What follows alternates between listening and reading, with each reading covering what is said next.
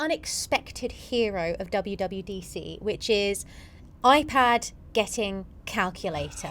What year is this? It's like the Disney World of technology. But the buzz on the ground was everyone was just talking about AI. Did anyone sort of actually land on the stage with a parachute? Well, up to that point, it was the loudest cheer. Samsung, now it's brewing its own Galaxy Ring for launch potentially around August time. It's done 2 leaks on its own, of its own, and it's just absurd. And it's at the point where I think, like, is this intentional? You know, the brains behind what Siri can do is really this Apple Intelligence. And all the Android people in our WWDC Slack group were like, what is going on?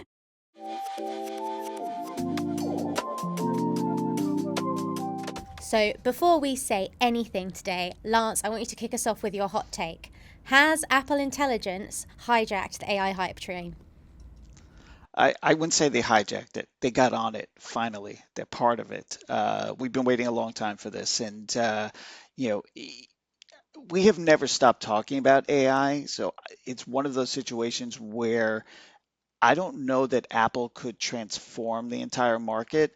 I think they got on it and maybe excited everyone who has adopted the Apple ecosystem that they see a future, an AI future ahead that they've been waiting for a long time. So part of the movement, but I don't think they've necessarily yet transformed it. Well, we're going to have plenty more hot takes coming up soon, where we're going to be talking everything about WWDC. With that, welcome everyone to the 3rd episode of the TechRadar podcast. I'm Josie Watson, and I'm joined today by Matt Evans, Hamish Hector, and Lance Ulanoff, joining us once again remotely from the States. On today's episode, we're going to recap all the tech news you might have missed in the last month since our last episode, and what a busy month it's been. From Google I/O to Computex, and of course, most recently, Apple's Worldwide Developers Conference, there's been a lot of big events and news, and a lot of it has to do with AI. That's right, another episode where we wax lyrical about AI. We are genuinely trying to talk about anything but it's really been everywhere you look right now, so we are beholden to the trends. We will be diving into a lot of the issues around AI and privacy, talking about exciting new features coming with Apple Intelligence, and why iPadOS's new calculator functions are the GOAT. But first, we're going to go over to the wonderful Hamish Hector, who's going to share with us all the biggest news from across tech in this episode, in case you missed it.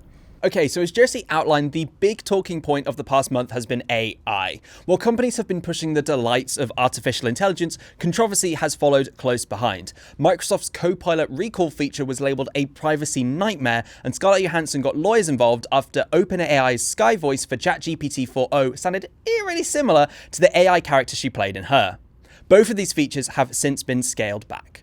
Speaking of legal battles, Samsung set August as the release date for its Galaxy Ring, provided a judge rules it doesn't infringe on Aura's patents.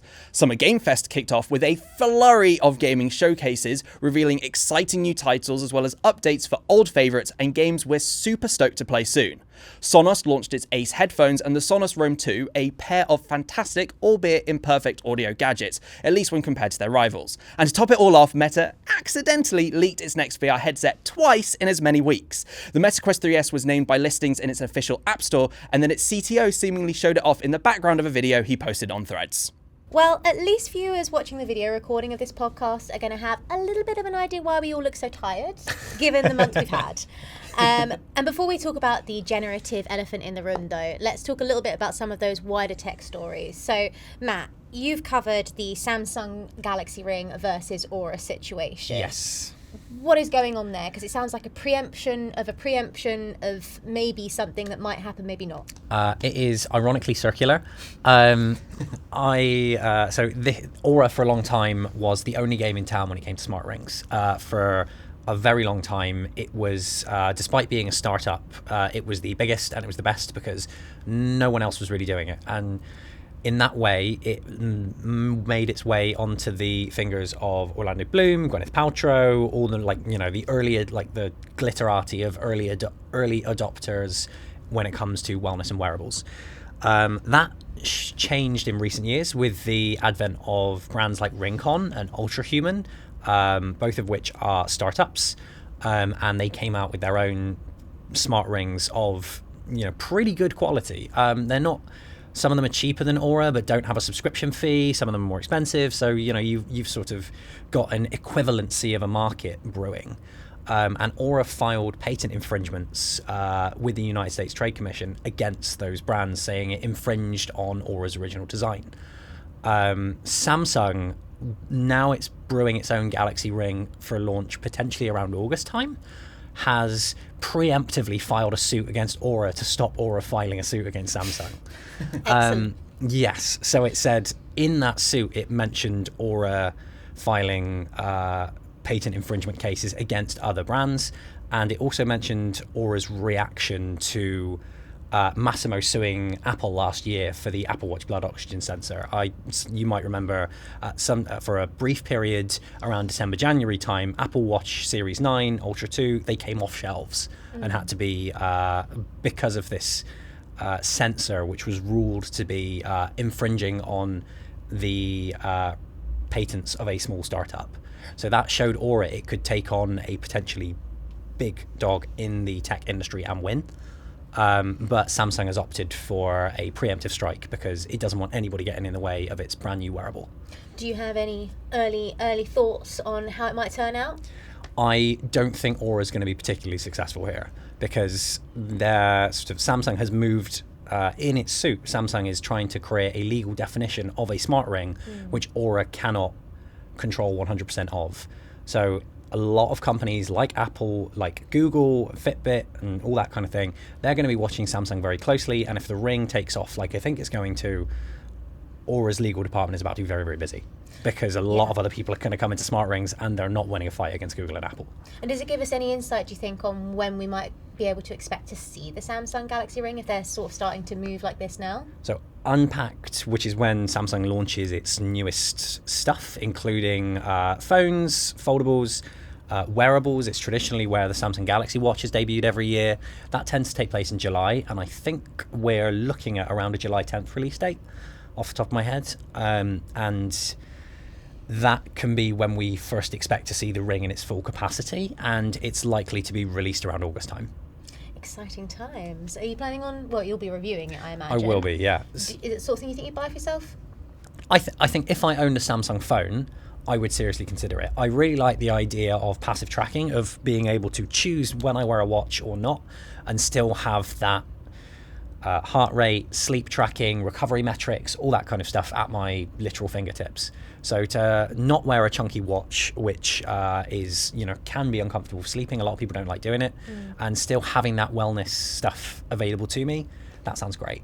I'm a regular user of the Oura Ring. I don't have it on right now, but I have used it for extended periods of time, both during reviews and in general because I like it.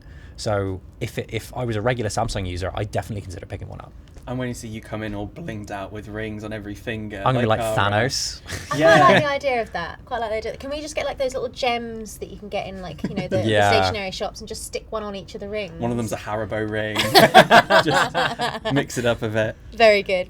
And Hamish, I was keen to pass on to you a little bit to talk a bit more about the meta story you mentioned there with the leak. I know you've got some thoughts on this. Yeah, so for people who haven't been following, the Quest 3S is basically a budget version of the Quest 3. Think like the Google Pixel 8A to the Google Pixel 8. So it's going to have many of the same like internal specs, the same chipset, but maybe slightly less RAM and bulkier design, more like what the Quest 2 was like. And that's basically what leaks have pinned it as. And so we were waiting for it to be announced. I thought there might be like a summer showcase because Meta normally is a gaming event this time of year.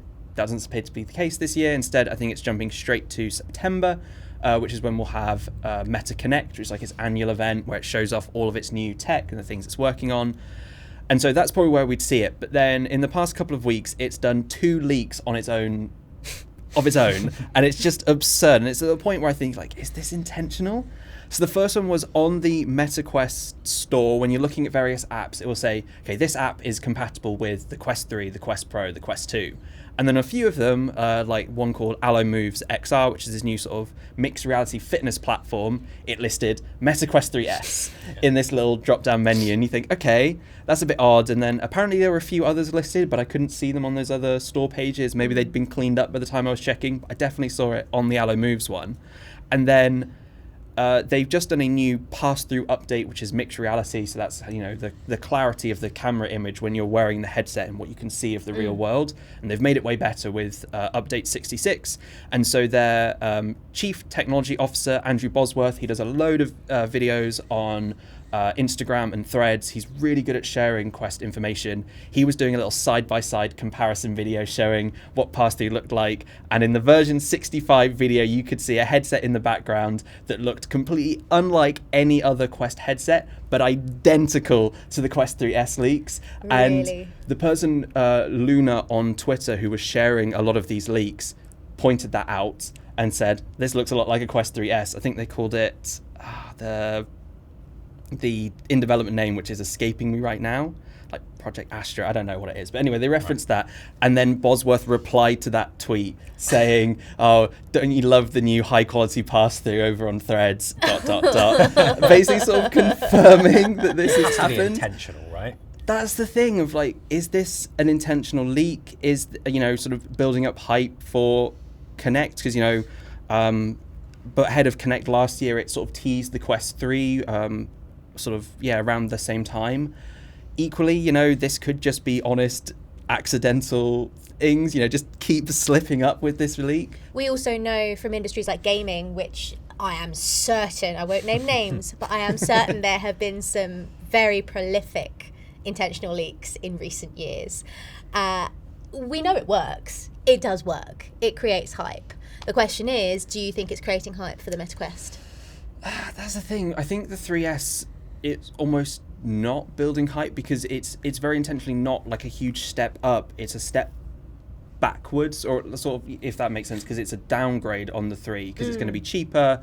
And so in a way it's sort of ruining the hype of that moment of like, hey, VR's going to be a bit more affordable again, because the Quest 3 launched at sort of like $499, whereas the Quest 2 was $299. And so that's quite a bit more pricey. And so I think people are hoping for this headset, but it's not like say like a Vision Pro 2 style thing where people are just like so excited to see like this huge big upgrade, because that's not what it is. So yeah. I'm almost leaning that it's not intentional. It is just a absolute mess up on Meta's part, because it's not something that I would want to be coming out early. It's just not big enough of a deal. That's valid. Now on to the main event, AI. It makes a lot of sense to talk about the most recent news first, which obviously is WWDC. Now, Lance, you were on the ground in Cupertino. What was the vibe like? Well, it's always exciting. It's one of the biggest days in the whole Apple calendar. WWDC, which is really for developers, sets the tone for everything that Apple does throughout the year. It talks about all the platforms, but the buzz on the ground was everybody was just talking about AI. How deep would Apple go? How big would they go? How far would they go? What was it going to be like? Were they going to use OpenAI? And would that be prominent on your iPhone and your iPad and your Mac? And what's interesting is before everything started, I found out that Sam Altman, who is the CEO of OpenAI, was in attendance. He was floating around. People kept spotting him. So we wondered if maybe he was going to show up on stage. But it wasn't really like that. And in fact, OpenAI and ChatGPT's integration is different even than I think what a lot of people thought it was going to be. The big star of the show was, of course, Apple Intelligence. And I don't think anyone was necessarily surprised by what they found out, because when I spoke to people before everything started, they talked a lot about this is pretty much what they thought was going to go down. But it was still a good show. It was still a great keynote. It was really interesting. And of course, it was a lot of fun because Apple produced a really insane and wild opening video, which literally had people jumping out of airplanes. It was quite the start. I mean, all of the little segments and the general sort of energy of the show were really interesting. The little segments of parkour cutaways, I was really hoping we were going to try and do something like that in today's episode, but unfortunately we don't quite have the set for that here. Yeah, Lance, did anyone actually, when they did the video of the people parachuting down, did anyone sort of actually land on the stage with a parachute, or was that sort of all just digitally done? I so wish that it happened. No, it's such an interesting thing, because for the last few years, you've had Tim Cook and this time Craig Federighi show up on stage in person before the video starts, and they say a couple of things, they tell you what's going on, and then they're kind of like, and here we go. Then they walk away, and then we're just watching a screen for the entirety of it. So then there's no humans until after, live people until after the whole thing is done. So no actual parachuters. Side note here, after everything ended and we're all being hustled to go get lunch, I'm walking on Apple Park, which is incredible space, and I look through the glass doors, and there's Tim Cook standing there. So, of course, I beeline to him and say hello, and we have a nice little chat in which I literally said, and I did write this, but I said to him, I said, you almost have me convinced about Apple Intelligence. And he literally said, almost. He was like, what are you talking about? I was like, oh, yeah, no. Calm down, Tim, calm down. I actually was pretty impressed. And he was like, okay. And we parted as friends. I also get the feeling Apple Park is a place of relentless positivity, and there is no room for dissent in Apple Park. Matt, have you been there? No, I have not. Because let me tell you something, you described it perfectly. It is relentless positivity. It is absolutely like that. You're kind of, sometimes you wonder about the people there. They're all happy. They're all helpful. I look around and I'm like, isn't anyone here having a bad day? Someone must be having a bad day. Well, you would never know it. It's like the Disney World of technology. It's so strange in that way. It really is. But it's fun to be there, just like it's fun to be at Disney World. And then you leave and you go, wait, what just happened? Is Tim the same? Is he also a bit of a relentlessly positive? What's his personality like? Yes. He always greets me very warmly. I've never known whether he actually truly knows who I am or he just thinks this guy looks like a thumb with glasses. Let's be kind to him. I've never known. But he's got that energy, that positivity, and that rock solid belief in what he's doing. It was telling that when I kidded with him that he almost had me convinced that he was compelled to answer and to question me on it. He didn't just let it go. He had to say something, because underneath all that kindness and positivity is a businessman who knows exactly what he wants and how to get it done. Oh, I love that. That's I think it definitely reflected in some of the really exciting things that came about over the course of WWDC. I actually wanted to ask what everyone's favourite feature they saw was. So, Hamish, why don't you start? Yeah, so I actually have two. I forgot to mention one beforehand, which was the Vision Pro actually getting a launch outside of the US finally. So it's coming June 28th to Japan and China. And then on July 12th, it's coming to Australia, the UK, and a few other regions. So that's kind of a big one. And then doubling on that, Vision OS 2 got announced. And while I was a little disappointed by the overall thing, it kind of comparing it to, say, some of the Meta announcements they do with their software updates, it didn't feel as significant, considering this is like a once in a year event. But the big one were the spatial photos update, which basically you can see your photos in 3D on the Vision Pro, but to do that, you need to have taken them with an iPhone 15 Pro, which most people don't have. So now you can actually take your old 2D photos and turn them into these 3D photos, which should obviously make it a lot better to be able to view your old iCloud library of snaps. See, I do have an iPhone 15 Pro, but because I have an iPhone 15 Pro, I now don't have the money to get a Vision Pro. So I'm halfway there, but not quite there yet. Matt, what was your favourite feature they shared?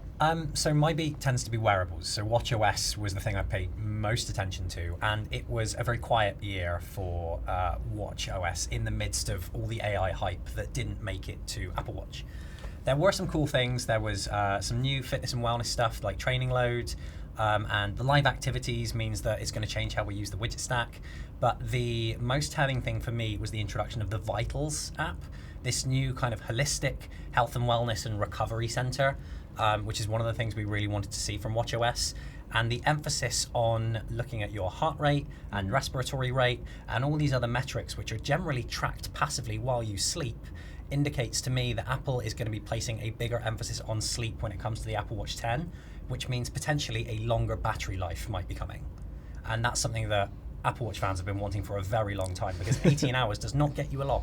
And even though it's fast to charge, often I know there are plenty of people, in my house included and my wife, will just charge the watch while you sleep. And with a 20, perhaps even a 24-hour battery life, or even the Apple Watch Ultra's 36-hour battery life coming to the mainline Apple Watch, that's going to be huge. That would be massive, and I think it would be some staunch competition for some of the smart rings that are kind of positing that alternative, right, where it's the more wearable option for bedtime. So, Lance, what about yourself? What's the most exciting thing for you? I originally had something, but I'm switching it because I realized the thing that I really like the most. I like the photo cleanup, but I actually think that I'm still most interested and excited about the Siri update. I wrote about it. I think that it's absolutely what was needed. It is so much more than even just a brain transplant. This is an overhaul, a redo. There is a massive caveat to all this because I'm so excited about the look of it, the Apple Intelligence of it. But if you don't have an A17 Pro chip inside your phone, you're not going to experience it. That is a problem. I think obviously that's going to change somewhat because we're about to get another generation of phones coming out in the fall, and I'm sure that all of them will support this. But it is frustrating for people who have an iPhone 15, with the A16 Bionic or an iPhone 14, right? So that's frustrating because if you see this thing in action, and I have, it's exciting and it's exactly what you were hoping Siri could be, and you can see the runway ahead that this is going to be so much more powerful and maybe more useful than other chatbots because of what it knows, what the system knows about you. Yeah, I think we're going to talk a lot about that privacy element and how Apple's circumnavigating user data. We're going to talk about some of the new features dropped in Siri shortly. But before we get to that, I do also think it's worth highlighting the unexpected hero of WWDC, which is iPad getting calculator. Now, okay, we're getting shaking heads. We're going to talk about this. So our TikTok we made about this right now, as of recording, is at 2 million views, and that is pretty impressive already.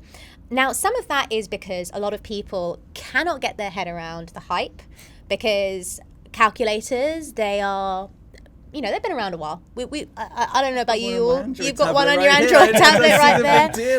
Now, obviously, there are some cool things they've added, like Math Notes, which I think, for me, just as a cool thing that exists, I like. But what is most fascinating, I think, was the palpable excitement from the audience at Cupertino. So, Lance, what was it like being in the room? The vibe of calculator excitement. I had a little inkling. I'd been reading some beforehand. It's weird. I didn't even notice that iPad did not have a calculator. I don't know. I know that my watch has a calculator. I often do my tips on it, but I know the phone has it, but I'm not a big calculator guy. And so I never noticed, but I saw that people were starting to talk about this will be the moment. And I was like, okay, blah, blah, blah. You're all like overhyping. And then we're sitting there, and I'm not exaggerating that it had to be. Well, up to that point, it was the loudest cheer. And I'm looking around, I'm like, okay, then these are a bunch of people really into calculators or math. However, what's interesting is that what I thought could have been a very short thing, and we finally added calculator to iPad, became something else. The fact that they extended it went on and it was a quite extensive demo, and it was much deeper than I expected. And I suddenly realized, this isn't like your old school calculator where it has, really big buttons on it and we just use it. It's like a math calculator with 400 buttons. Like, it could do so much more. So I think they built on that hype a little bit by delivering something a little bit extraordinary in that space. But I do think it's funny that on TikTok, my favorite thing is that you can generate views by people disagreeing with what they're seeing. Like, that can't be right, and then they'll just be upset about it. And I think Hamish was probably, at least 10% of those views. I'd argue that he might have been 1,999,000. It's just, to me, it just seems this sort of thing of, because I think Matt as well was saying a while ago, was like, it's like being able to move buttons around on the home screen. Yes. And you go, yeah, it's this sort of stuff that's like a lot of other things can already do. You can move home screen apps around on Android, the calculators on Android tablets, and a lot of it can solve your math problems for you. Other apps have been able to do that, and it just confused me how much hype there was for this service, that surely all the people that would be really into calculators would know that you can already do that stuff on other things. But there's been apps that have been able to do this for a very, very long time. And I remember when around maybe 2007, 2008, I would have been in school when the very first iPhone was coming out. And I remember something that went round, people were talking about it, and they were saying they'd seen something on the early internet where there was a hole in the top of the original or one of the very earliest iPhone frames. And someone said, it's because they can add a camera in it next year. And lo and behold, next year they added a camera. Apple are really, really good at creating these capabilities and then just drip feeding it over a period of years. And it's been this way for a very, very long time, I think. And please don't look that up because I have no concept on whether that's true or not. But likewise with the iOS 18 presentation, they spent around a minute on moving icons around on your home screen and saying this is a really cool thing that's coming. Isn't this neat? Isn't this new? And all the Android people in our WWDC Slack group were like, what is going on? We've been able to do this for a very long time. I think it's not. No one's gonna switch from iOS from an iPhone to Android simply because they can move around some icons. Again, always remember that the big draw of an iPhone is not just the beauty and the use of an iPhone, it's the ecosystem. It's all the things that work together. If you're part of the Apple ecosystem, you get your benefits multiply. So you're not constantly looking over, Android got RCS. You know what? I better head on over to Android. And Android is letting me move around these icons. Gotta go. I'm going to get a Galaxy. It's just not like that. It ends up being a broader conversation. But remember, when people react at WWDC and seem to be overexcited, the front of that, right in front of the stage, primarily are developers. We sit in the back. The media and the analysts were further back. We're not cheering. We're not losing our minds. We're reacting sometimes. But the cheers and things like that tend to happen from the developers who are excited typically about the opportunities or that they've been waiting. They're like doing that, yes, finally. They get excited in that way. So it's not so much that Apple didn't reinvent the wheel in any case. And Apple acts as if there is no one else in the world. We created this thing, it's brand new, it doesn't exist anywhere else because we don't know about anything else that exists in the world, it's just us. And I get that can be frustrating and annoying, but consumers think about what benefits them most, what ecosystems are they living in, and what are the features that are coming to the phone that I'm probably already using.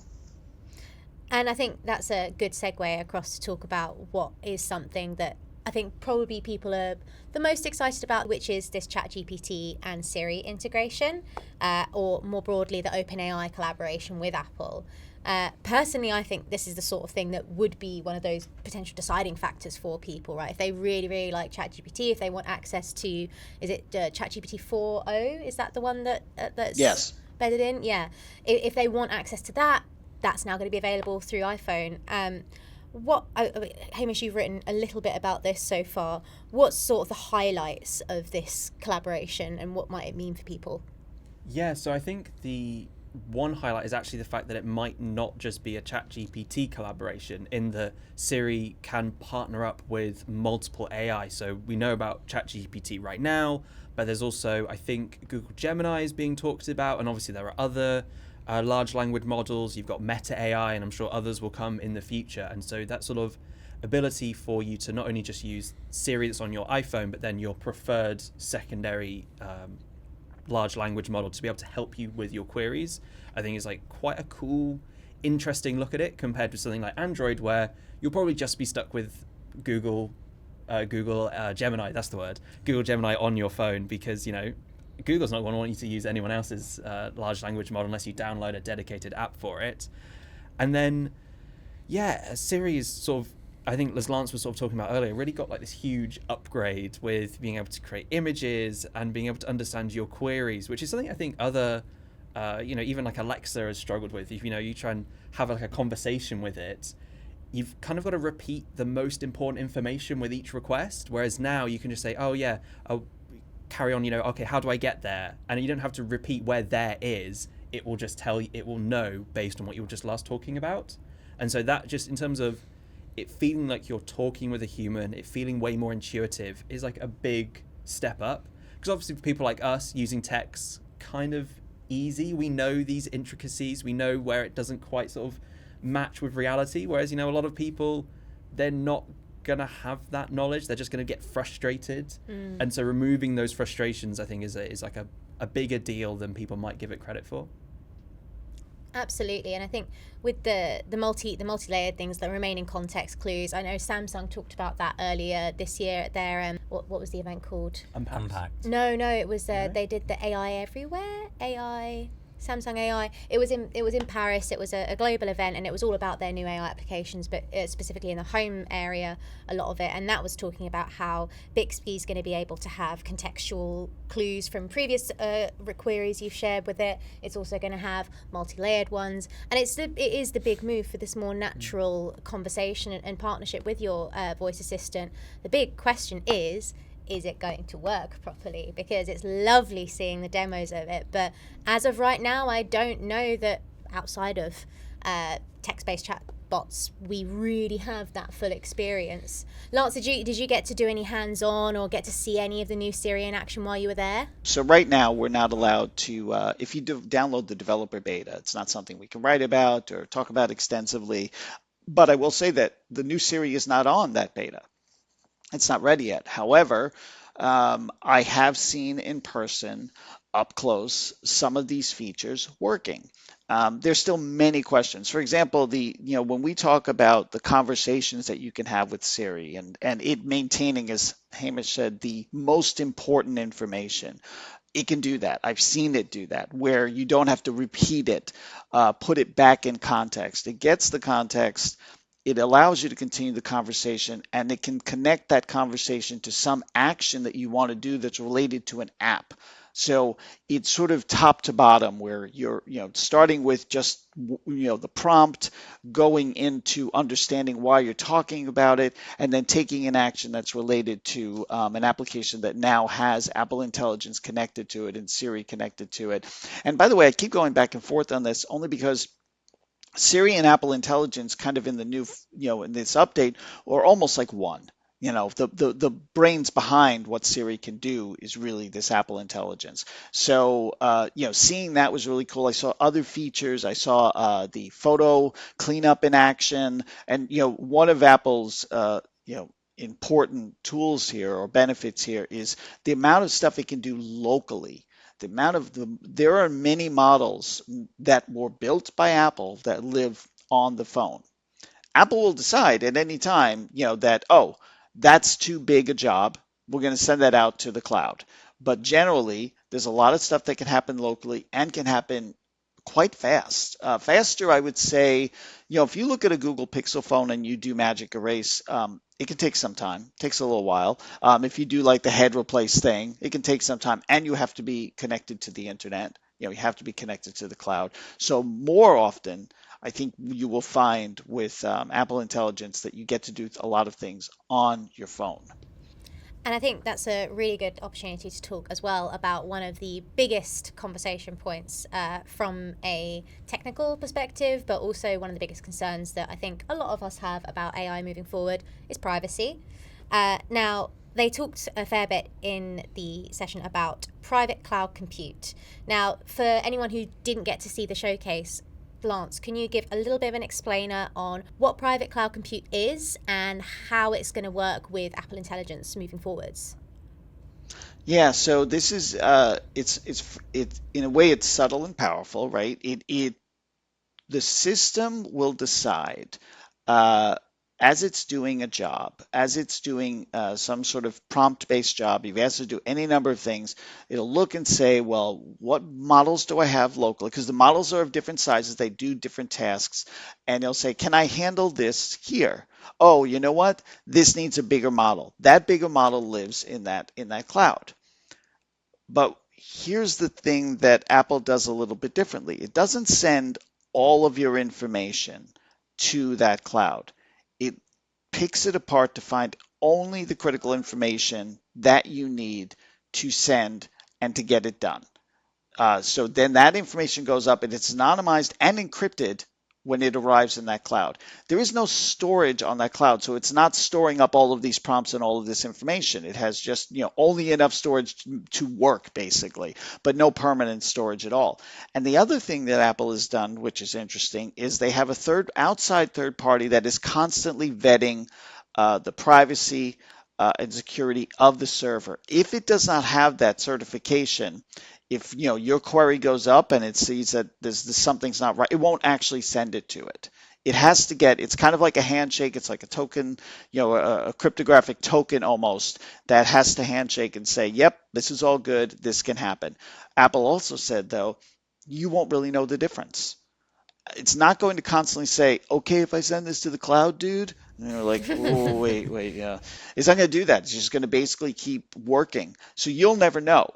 And they will tell you that the reason you will never know is because the security and privacy is exactly the same as you would get on device or off device. Obviously, not something we can test and at this point until we see all of it. But it is really interesting. It is literally what we had talked about. Apple sort of splitting the difference. Doing it both, having a local plan and a cloud plan. And I wasn't actually sure they could do it, but I am more convinced now that this is going to work than I was before WWDC.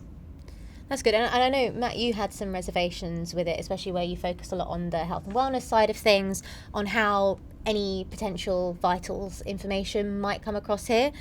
Have your concerns been quashed at all by what Apple shared? Yes, but I still have thoughts, so okay. Strap in. Get comfortable, everyone. I have notes. Matt has notes. So I'm really interested in, so my beat obviously covers the apps and the wearables and the devices that I tend to cover are all about collecting information about your health and wellness metrics. And that is some of the most private and most sensitive information that any device can collect about yourself, possibly more than your Google search history, depending on who you are and what you like to search. There is when we speak to our doctor, we have doctor-patient confidentiality.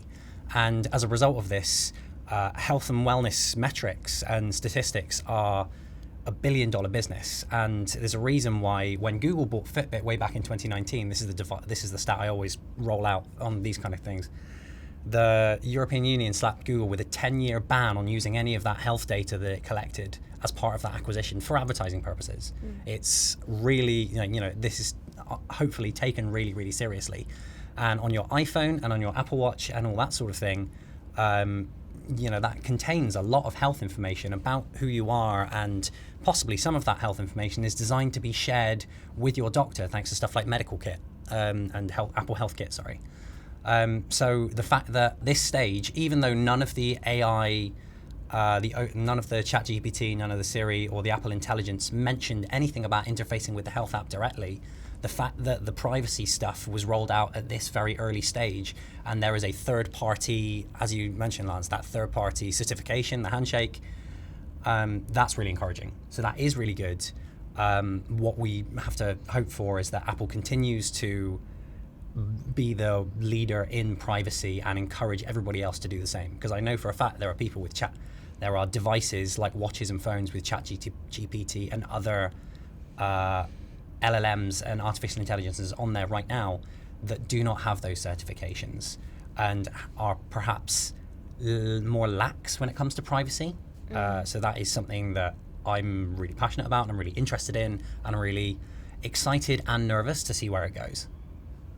It's one of those sort of big pillars that people are talking about around AI right now. The other one we're talking about a lot on site, John Loeffler, our computing editor in the US, wrote a really fantastic piece about NVIDIA's approach to AI at the moment and how the concerns around environmental and moral and ethical challenges are still lagging behind. So it is nice to see Apple taking a proactive approach. It's nice to see Apple sharing that information. And a lot of the other big brands that have made AI announcements in the last few weeks, OpenAI and late in May announced the first, what was the official name of it? Security and Privacy Commission? Safety and Security Committee? Safety and Security Committee, that's the one. They've announced that as well. So there are things happening.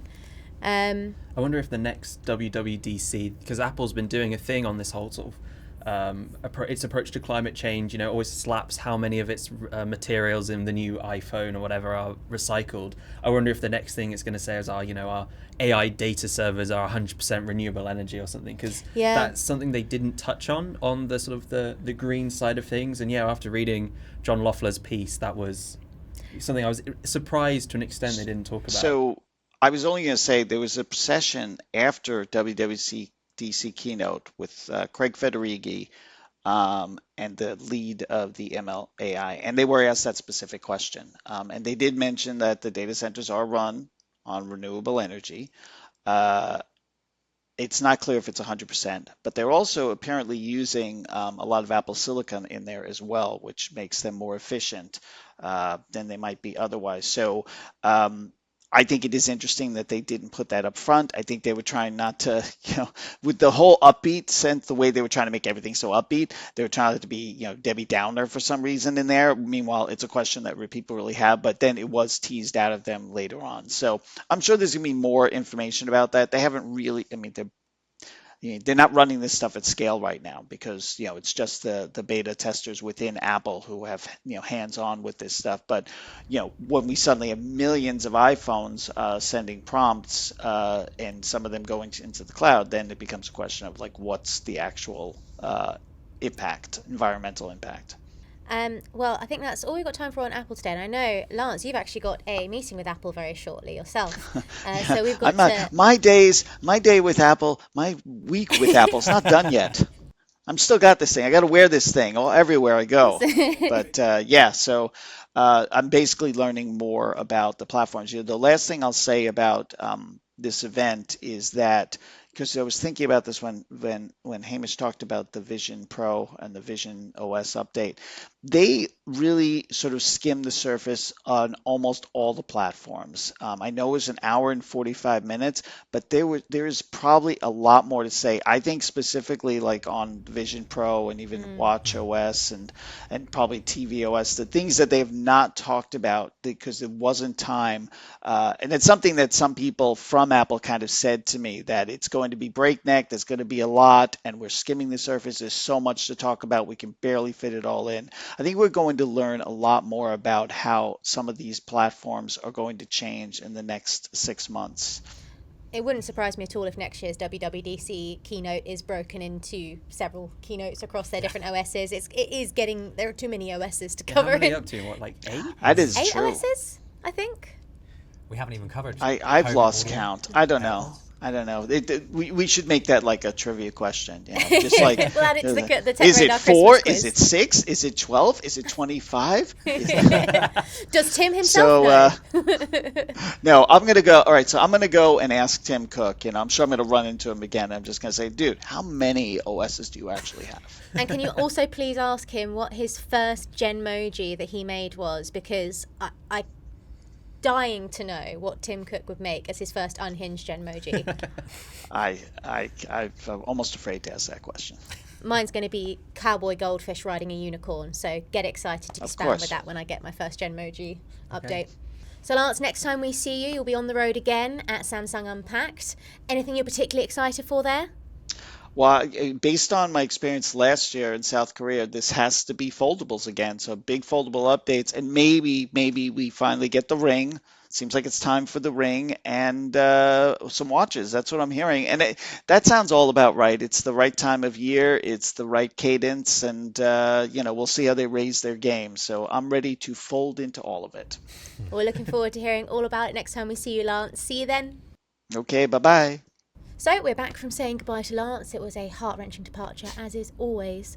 But now we're going to move on to our next favourite segment, which is the personal shopper. And our personal shopper for today is Hamish, and you're going to help one of our readers find their dream gadget.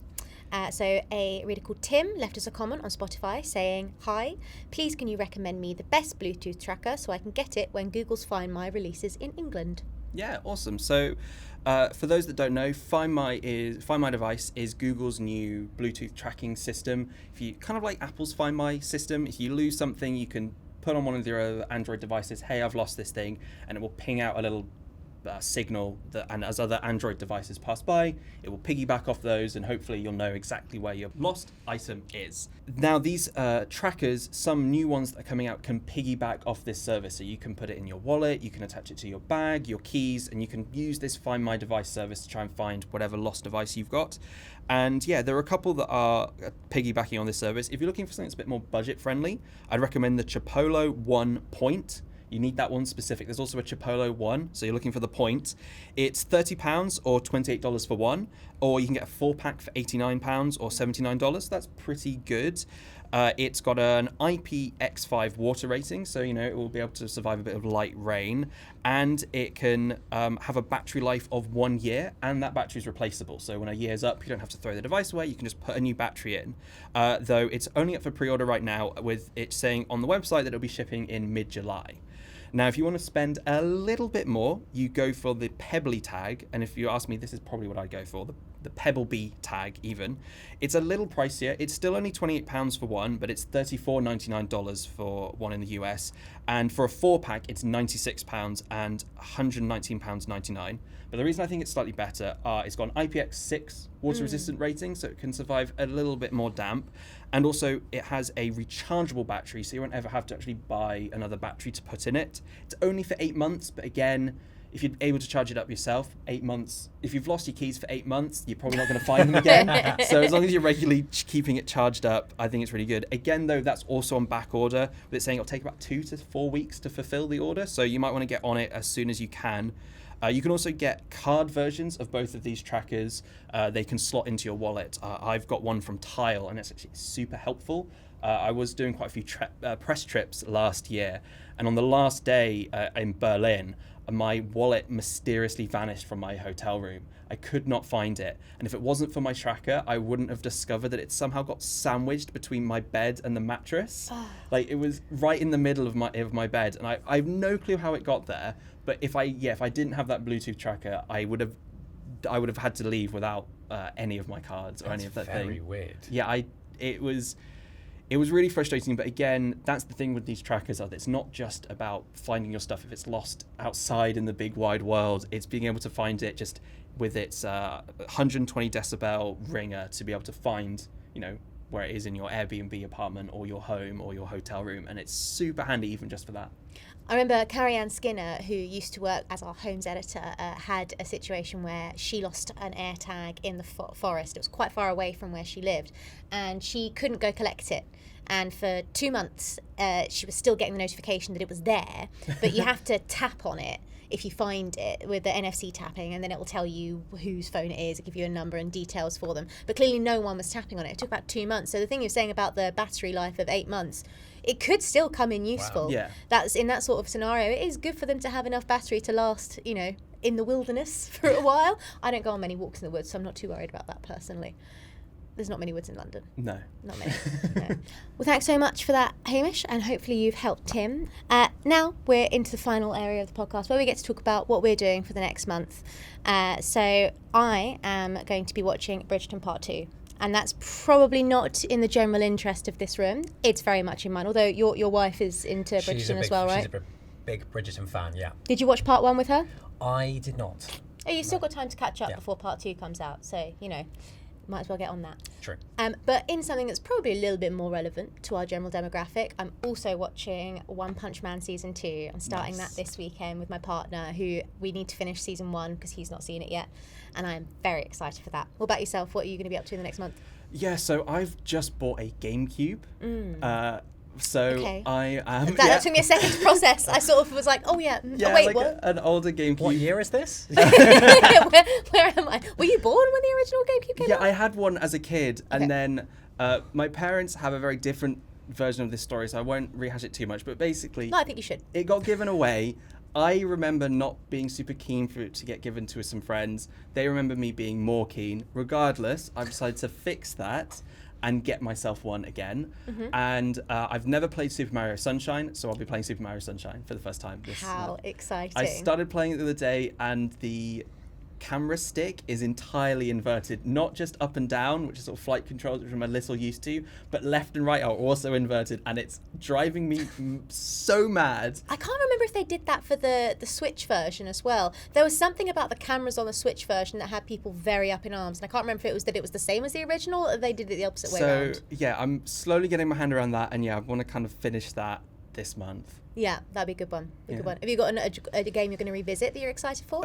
Yes, I've got Pokemon Colosseum. I've lost my copy of XD Gale of Darkness, but I want to definitely go through that. And then Luigi's Mansion, which is probably the best video game theme ever made. Yeah. So I want to jump into more of that. Excellent. And what about yourself, Matt? I am somebody who plays older games a long time after they come out because it's cheaper, and I don't set aside a lot of time for gaming. It's like a couple of hours on a Sunday, and that's my downtime.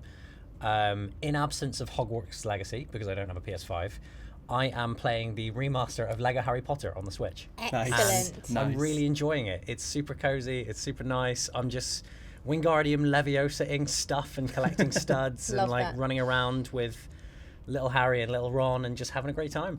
I feel like I should be doing something nostalgic now. I'm going to have to, somehow...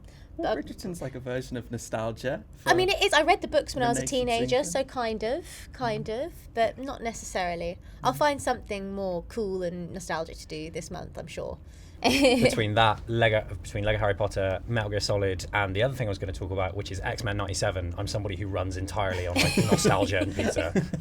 Have you finished 97 yet? Oh, it's so good. It's Yes, good. I absolutely I have not started. I won't spoil it, but it's so good. Okay, It's okay. absolutely fantastic. I'll get round to it. So I'll add that to my list of things I'm watching this month. And that's a Bridgerton. nostalgia thing ticked off as well. There you Yeah. go. Bridgerton, One Punch Man, and then rounding everything off with X-Men 97.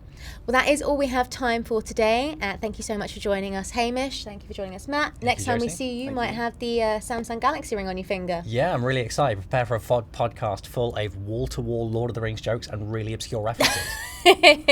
And of course, you'll be able to read the full review on TechRadar as soon as Matt's gotten around to writing it. You don't have anything better to do. No, not at all. But that is, as I say, all we have time for. Thank you so much for joining us, and we'll catch you in next month's episode.